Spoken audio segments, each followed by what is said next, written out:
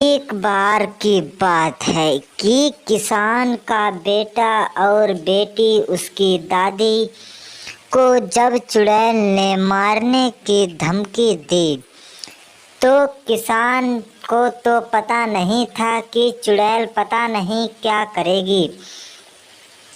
यह सोचते हुए वह उनके ऊपर अटैक करती है और कहती है कि आपको क्या मेरी बातों पर कुछ समझ आ रहा है। यह सोचते हुए सभी लोग कहते हैं इसे मारना चाहिए, लेकिन कोई मारने के लिए दौड़ता नहीं है और कहते हैं तुम यहाँ किस लिए आई हो, मुझे ये बताओ। यह सोचते हुए चुड़ैल ने कहा मुझे तुम सभी लोगों के सिर चाहिए। यह कहते हुए वह कहने लगती है तुम सिर का क्या करोगी, तुम्हारा तो काम जंगलों में रहने का है और वहीं रहो जाकर, यहाँ तो कुछ नहीं मिलने वाला। यह तो गांव घर में घुसकर लोगों को मारने लगती थी। तो वह कहती थी कि तुम्हें सब लोगों को कुछ पता नहीं है लगता, अब तो हमें ही सब कुछ बताना पड़ेगा। यह सोचते हुए वह कहती है कि लगता है तुम्हारे सबके दिमाग ज़्यादा खराब हैं। हमें तो लगता है कि तुम्हारे जैसे लोगों से हमें छुटकारा नहीं मिलेगा। यह सोचते ही वह कहने तो लगता है हाँ हाँ छुटकारा नहीं मिलेगा, और बेचारे एक से एक पुलिस वाले भी उसके आगे गिर झुक जाते थे। तो चुड़ैल ने उनसे एक ही बात कही, सुनो इंस्पेक्टर साहब जरा हमारी बात, अगर आपने दोबारा यहाँ आने की कोशिश तो मैं आपका काट लूँगी सिर। यह सोचते ही इंस्पेक्टर तो बेचारा एक से दम ना हिला ना डुला, बिल्कुल वैसे ही रहा। तो वहाँ पर जब किसान के बेटे और बेटी मिली चुड़ैल तो किसान से कहती है चुड़ैल, अरे ओ किसान, तू क्या इन बेटियों को लेकर कहाँ घूम रहा है। तो किसान ने मार मार ला तो उसका इतना भूसा बनाया कुछ कहने को नहीं। और चुड़ैल बेचारी उठती लेटती, लेकिन वह करती तो क्या करती।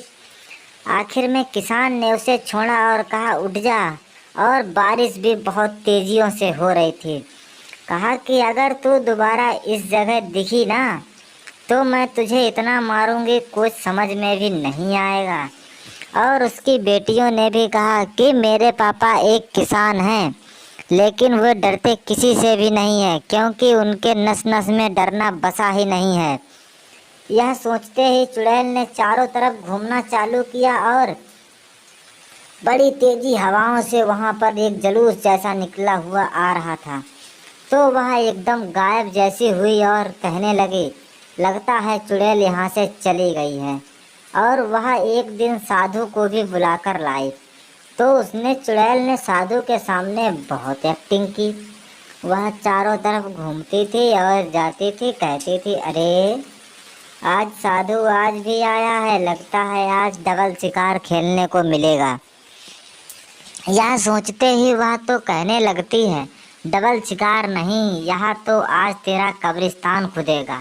साधु ने उसको लातों से इतना मारा कि तभी चंपाबाई भी वहाँ पर खड़ी थी, उन्होंने भी अपने हाथ पैर साफ कर लिया। और बेचारे उनके पति तो डर के मारे चुपचाप कहने लगे छोड़ दो चुड़ैल को, अगर उसे होश आ गया तो वो तुम सभी लोगों को बहुत मारेगी।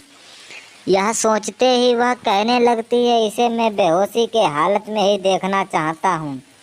और वहाँ तक कि उसने कहा, जैसे ही उसने रूप बदला तो बाबा ने भी अपना रूप बदला और कहा मैं तेरे से कम नहीं हूँ और तू मुझे ऐसा वैसा समझ रही है, मैं ऐसा वैसा नहीं, तुझसे बहुत ही चालाक शातिर हूँ। तभी किसान की बीवी और बेटे से फिर मुलाकात चुड़ैल की जंगल में हुई। किसान ने कहा अगर तू मुझे इस बार आई तो मैं तुझे इतना मारूंगा कि कुछ कहने को नहीं। यह सोचते ही किसान तो अपनी उन टपरियों को लेकर वहाँ से चलने की कोशिश करता है और बीवी से कहता है उठो, हम लोग अपने घर चलते हैं और वहीं अपने तबेले में रहते हैं।